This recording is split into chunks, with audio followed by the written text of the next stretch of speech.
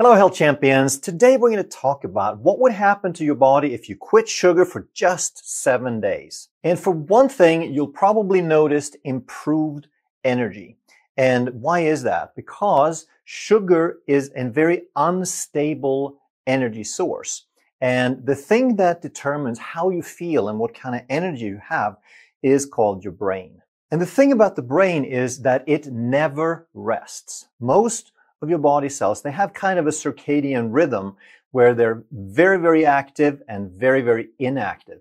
But the brain doesn't do that. And therefore, the brain needs stable energy. And how stable? Well, the brain is about 2% of your body weight and it uses 20% of all your energy. So it's about 10 times more metabolically active than your average body part. And the baseline, the average energy consumption of the brain in the typical person is about 20 watts. So it's like a dim light bulb, if you will.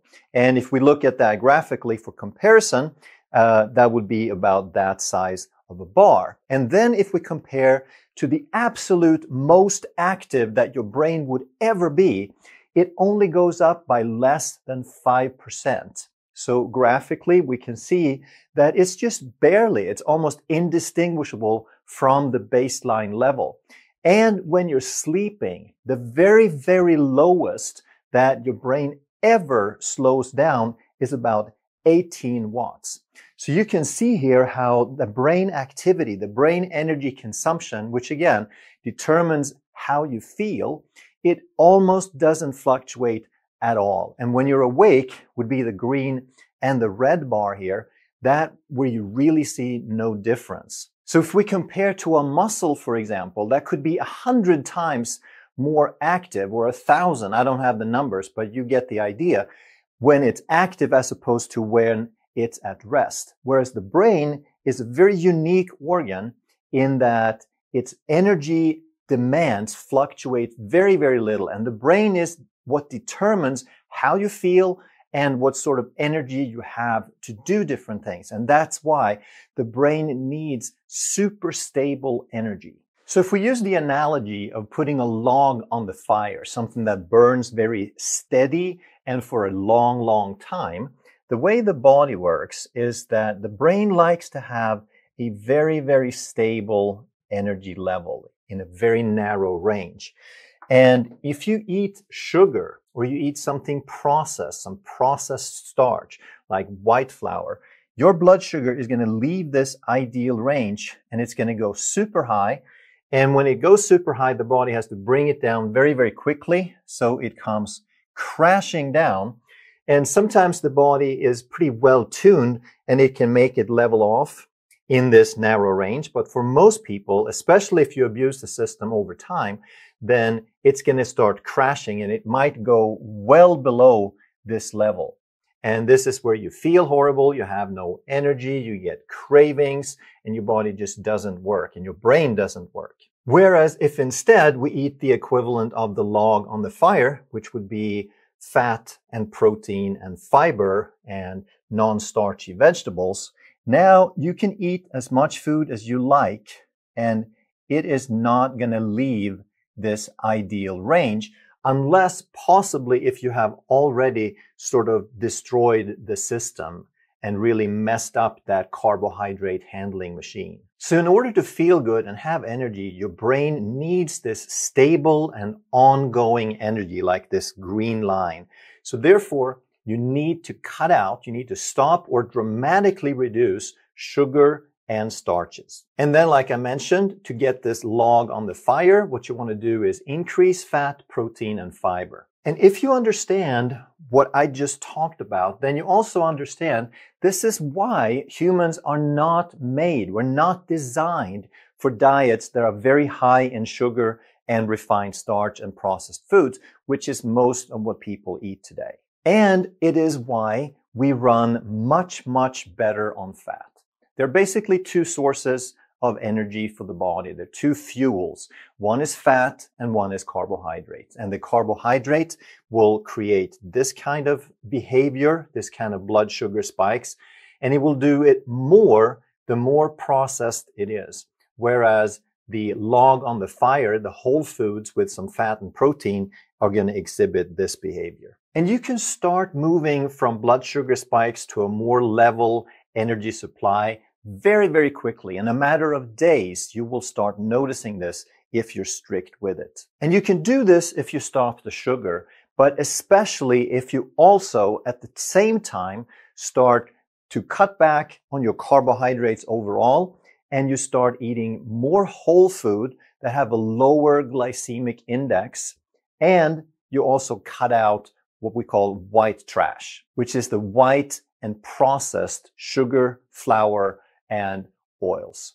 So the carbs, the processed foods, the high glycemic food is all going to create these type of spikes. And if you cut back on those and eat real food, then you're going to get this energy supply instead. And if you improve that brain energy, obviously you can also get better mental clarity.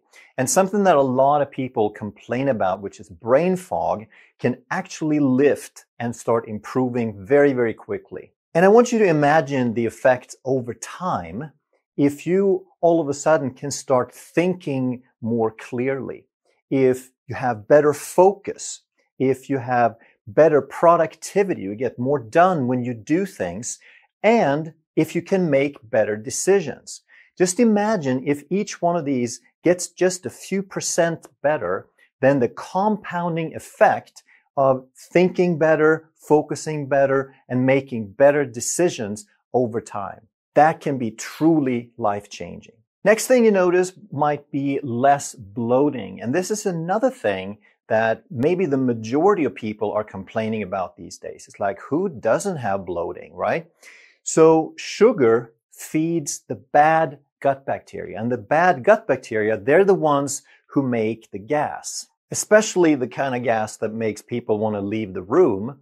And these are what we're calling pathogenic species. They're the bad bacteria. They're the ones that have grown out of proportion, that are out of balance with your beneficial bacteria. And most people who have severe bloating probably have something called SIBO, small intestine bacterial overgrowth. Because where you get that bloating, that gas expansion soon after a meal, is because you're feeding the bacteria in the small intestine a buffet of sugar and carbohydrates and even healthy things like fiber, but these bacteria are in the wrong place. They're not supposed to be in the small intestine. They're supposed to be further down in the large intestine. And you're supposed to have absorbed all the food and all the carbohydrates in the small intestine before it gets down to the large intestine. And if you absorb it before it ever gets to the bacteria, now that's where you don't get all the bloating. But once you have a condition like SIBO, once you have an imbalance of these bacteria, now there are also other carbohydrates that can create problems and feed these bacteria. So even things like fiber, which is a type of carbohydrate that we normally can't digest, but we do have some bacteria in the large intestine that are normally digesting these, or starch, which we want to avoid for the most part, but there are some things that like a sweet potato or tubers that have some starch in them. And again, if we absorb that stuff before it gets to the bacteria, now we're in good shape. And there's also another group of things called FODMAP, which stands for fermentable oligosaccharides, disaccharides, monosaccharides, and polyols. And polyols ends with OLS, and that means that there's all of these sugar alcohols that are popular to add now as sugar substitutes that most people can tolerate a tiny little bit, but if you start eating them regularly and you have a touch of SIBO, now they can make it a whole lot worse. So this is not a super easy problem, and there's a lot of different factors that can cause bloating. But one thing for sure is that sugar is a safe bet to stop. Sugar is never going to make anything better. The fourth thing that you will probably notice is that you will start sleeping better. And the reason is that sugar will cause blood sugar swings. Whenever you eat sugar, you will have spikes and sharp drops. And what that causes is it causes disruptions in cortisol. Because whenever your blood sugar goes up and it comes crashing down, when it's on the low side, now your body starts making cortisol because your blood sugar is coming down so fast that your body tries to compensate with increased cortisol. And the primary reason for releasing cortisol is to try to raise blood sugar again. So in a nutshell, eating sugar and processed carbs will disrupt your cortisol function. And what happens now is that there's this hormone called melatonin. And this is your sleep hormone. This is the hormone that regulates your sleep cycle, your circadian rhythm, and that is the hormone that puts you to sleep. So with plenty of well-regulated melatonin, now you can sleep like a baby. But if you eat a bunch of sugar and it starts dysregulating the cortisol, now this cortisol is going to very effectively shut down that melatonin. And that makes sense, right? Because melatonin puts you to sleep. Cortisol is a stress hormone. And if you have stress, if you have danger, if you have an emergency, obviously that's not the time that you want to sleep. So this is one of these mechanisms in the body where cortisol kind of overrides a lot of things because stress is about survival. So now obviously if you dysregulate cortisol, now you're also going to shut down sleep. Benefit number 5 of stopping sugar is that you will be on your way to weight loss. Now, in a couple of days, not a whole lot's going to happen, but you're going to start a cascade of effects. So the main thing is that sugar is a drug. It is very, very highly addictive. It stimulates pleasure centers in the brain, and it's like an opiate, basically. And humans, like all other animals, have a very sophisticated regulation of our need for food. We get hungry when we need food. And this is very balanced and very sophisticated. But when we take a drug like sugar, sugar bypasses this normal regulation. So we don't have that fine-tuned mechanism in place anymore. And this is one of the strongest factors that causes overeating. So where you're going to see the first few pounds go away is if you also stop the other carbohydrates that you're eating, because now you're going to start burning through some of your glycogen stores. That's the way your body stores some carbohydrate in the body. And if you cut back on sugar and carbs, you start reducing those glycogen stores, and the glycogen binds water.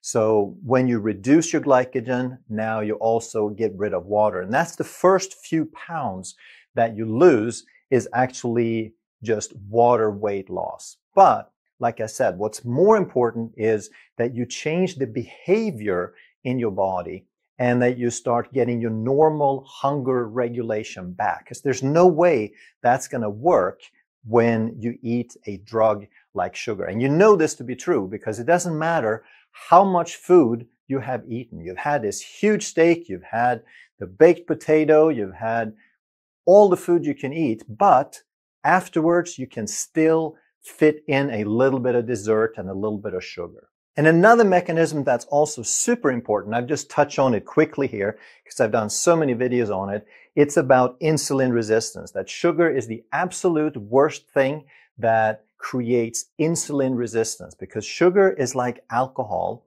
It can only be processed, only be broken down by the liver, and the liver is your metabolic hub. So by eating sugar, it's like drinking a bunch of alcohol. You get a fatty liver, and a fatty liver becomes insulin resistant. And it's one of the primary mechanisms that you have to break if you want to get out of insulin resistance and a fatty liver. The next thing you notice is that you get way fewer cravings. And one aspect of this is what we just talked about, that you bypass that drug behavior, get back to normal regulation. But the other mechanism, the other factor of insulin resistance is that when you're insulin resistant, means you have too much insulin floating around in your body on average, that insulin is fat storing. There is no way to burn fat when your insulin is super high. Your body just won't do it. And if you can't burn the fat, you store all this energy for a rainy day or a day without food, but with high insulin, you can't get it back. There's no way to retrieve all this energy. So what happens now? Instead, you get hungry and you get cravings. And one more wonderful way that you fix cravings is that when you cut out the sugar, now your taste buds recalibrate. It's like you get completely new taste buds. You start discovering what food is supposed to taste like. And real food, like vegetables and avocado and tomatoes and meat, starts tasting absolutely amazing. And now what happens, instead of cravings, when you go without food for a while, you get something wonderful called real hunger. Your body is letting you know it has a desire for some true resources, not the processed garbage, but it really wants real food. It wants the meat, fish, chicken, it wants the leafy greens, it wants the non-starchy vegetables, it wants nuts and seeds, and all those good things that we can find on the planet that we haven't processed and destroyed. And what you find when you switch from sugar and processed foods to real food is that it's infinitely more satisfying. It feels so good to eat that wonderful, well-cooked gourmet food. And now, because it's so much more satisfying, you will find you eat fewer meals. You can go much longer between meals. The seventh benefit of cutting out sugar is that you will probably get clearer skin. You probably get better skin. And this is because sugar is inflammatory for one thing, and inflammation drives a lot of different skin diseases. But also, sugar feeds everything evil in your body. Everything that doesn't belong, everything that's opportunistic and taking advantage of you feeds on sugar. So things like bacteria and virus, yeast and fungus. The virus is more indirectly, it's feeding off your metabolic processes, but it still benefits from having a high sugar consumption when you eat a lot of sugar. But bacteria, yeast, and fungus, they feed directly off the sugar. And most people don't realize that the ill effects of these pathogens, it's not the fact that they just exist in your body, it's that they have metabolic byproducts. They have toxic metabolic byproducts. Their waste is what you're reacting to. And if these pathogens spew out a lot of waste in your body, now that puts a strain on your elimination organs. You only have so much capacity to detoxify and get stuff out of your body. And most people don't realize what those elimination organs are. So it's the liver, it's the bowel or the large intestine, it's your kidney. But then what people don't realize are the last two, that your lungs and your skin are two of your largest elimination organs. So the more that your body gets bogged down, the more it's going to try to find a way to get rid of these toxins through other channels, and the skin is one of those ways. So by stopping the sugar, you're helping your body get cleaner in all sorts of ways. Benefit number 8 of cutting out sugar is reduced joint pain. And again, this is because sugar is inflammatory. So a lot of chronic pain that people have to do with back pain, hip pain, neck pain, but also knee and shoulder pain and hand and foot pain. People have trouble gripping things.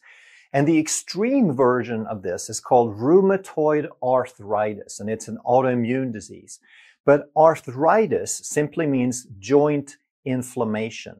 And the other type that is not always considered inflammatory is called osteoarthritis. And it is absolutely inflammatory also. It's just not as inflammatory as the rheumatoid. And most of the time when we're talking about these things, we're talking about osteoarthritis, which is due to a chronic low-grade inflammation. And when you can cut out the sugar short term and you can reduce your insulin resistance and your chronic inflammation long term. Now, so many people, if you look through the comments on a lot of my videos, you will start seeing that people report these things going away. Not only are they getting off their blood pressure medication and all these different things that they don't need anymore, but things they had no idea would get better, like joint pain, also go away. Number 9 is that you'll probably find that you'll be in a better mood. And this could be just if your mood is shifting a little bit, or it could be more severe depression or anxiety as well. So there are these different neurotransmitters in the body. Those are brain chemicals the brain uses to communicate in your nervous system and send signals and regulate things. So we have dopamine, we have serotonin, we have GABA or gamma aminobutyric acid, and we have glutamate. So there are many of them, but these are the 4 main ones. And it's way more complex than this, but dopamine is associated with reward seeking and motivation. Serotonin is associated with mood regulation.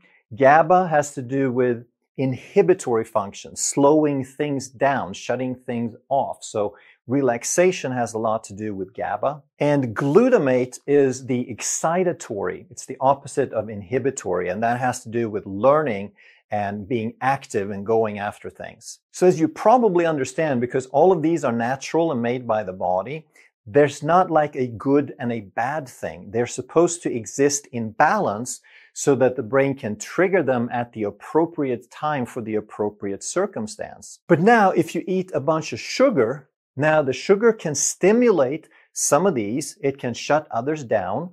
It can create a dependency. It can make it so that we produce more, but then we also start depending and craving more and more. So it's like sugar stimulates a certain thing, so then we just want more and more sugar to get that feeling going. And sugar can also desensitize, it can disrupt and unbalance all of these different neurotransmitters. So we have this wonderful natural system that calibrates itself and balances itself all the time. And now we throw sugar into the balance that can mess with it. I don't have to tell you that it can start affecting your mood. And benefit number 10 is what this channel is a lot about, because diabetes and insulin resistance is the #1 health problem in the world. It is associated with the majority of health problems, the majority of chronic diseases, and the majority of things that kill people. So by cutting out the sugar, you will start improving your blood sugar control almost immediately. You will start lowering your insulin levels, and you will start improving blood pressure possibly. And all of these things can start happening within days. It'll probably take a while, like weeks to months, to start getting lasting benefits. But just the fact that you can start making changes in days to where you can notice things is pretty amazing. So now here's my challenge. What if you just decide to cut out the sugar? And a lot of people get intimidated when you talk about doing it forever or doing it for a month. It's like they've never done anything consistently for that long. So that's why I'm suggesting let's just do it for 7 days. And don't even feel the burden of the 7 days. Just make a decision to start, and then you just take 1 day at a time. And if you can do 1 day, then just wake up tomorrow and see if you can do it again. And while you're feeling like you're on a little bit of a roll from that euphoria of that decision, now try to stay positive and ask yourself honestly, how am I feeling? How do you feel? And you will probably notice that a lot of the things that I started talking about are already better. Even within a day, some of those cravings and those taste buds and these small changes are starting to happen. And next you ask yourself, do you really miss it? Now that you're feeling good and you can at least maintain the idea of real whole food, of juicy, nice food, do you really miss it? And if all is still good and well, let's just do 1 more day. And if you start tacking on the days one by one, now before you know it, all of a sudden you wake up one day and you're feeling absolutely amazing. And you've lost all the weight and you've experienced most of the things that I've talked about. And now you're ready to add that nice comment, that testimonial that you can read hundreds of thousands on all of my videos of people who have changed their lives. They are feeling better, they've lost the weight, but more importantly, they can do things that they could never do before. They go to their doctors and the doctor says, I don't know what you did, but you don't need these medications any longer. Or maybe you have one of those doctors who say that everything looks fantastic, I don't care what you did, you really don't need these medications, but let's just keep taking them anyway. And that's when it may be time for you to start looking for another doctor that can support your health journey based on your goals. If you enjoyed this video, you're going to love that one. And if you truly want to master health by understanding how the body really works, make sure you subscribe, hit that bell, and turn on all the notifications so you never miss a life-saving video.